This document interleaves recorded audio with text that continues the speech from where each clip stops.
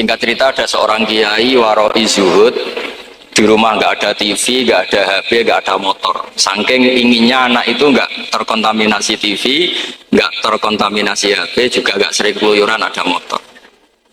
Tapi apa yang terjadi? Anaknya ini malah pertama punya HP atau memakai HP dipinjemin temannya. Kebetulan temannya itu tidak sholat. Pertama naik motor juga dipinjemin orangnya yang nggak sholat.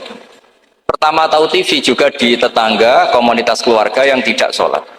Sehingga perasaan anak ini hanya punya utang jasa sama orang yang tidak sholat. Lama-lama kenangannya apa? Ternyata orang yang tidak sholat itu lebih manusiawi ketimbang yang sholat. Singkat cerita anak ini akhirnya nggak sholat. Ketika anaknya itu nggak sholat, orang tuanya itu coro jawan itu tobat, minta-minta maaf sama bapak, sama saya. Era kiai saya minta, karena melihat Mbah Maimun itu di rumahnya ya ada TV, bapak saya di rumah ada TV, juga ada motor.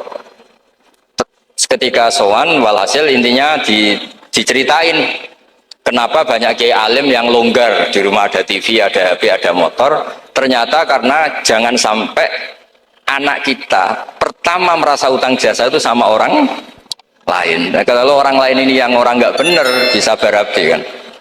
Nah, pondok juga gitu, kalau terlalu ketat HP, terlalu ketat apa, ternyata HP ini barang mewah, barang wow, kebetulan yang nilai orang lain. Dan akhirnya santri ini merasa utang jasa sama orang. Nah, ini ya kalau orang lain ini tepaan orang soleh, kalau enggak. Makanya ibu-ibu juga situ, senyum tuh barang mewah, ternyata bapak-bapak kenangannya sama bakul kopi, tidak sama istrinya. Akhirnya yang diingat ya bakul kopi, karena senyum itu mewah. Ini sekaligus jawab pertanyaan yang enak, minta keadilan. Saya juga minta keadilan. Ya itu sudah komplit, jawaban itu sudah. Pokoknya kita kondisikan al-insan abdul ihsan. Jadi itu tidak bisa ndak. Makanya ngelola anak-anak itu ya harus hati-hati, ngelola istri, ngelola suami, ngelola komunitas masyarakat.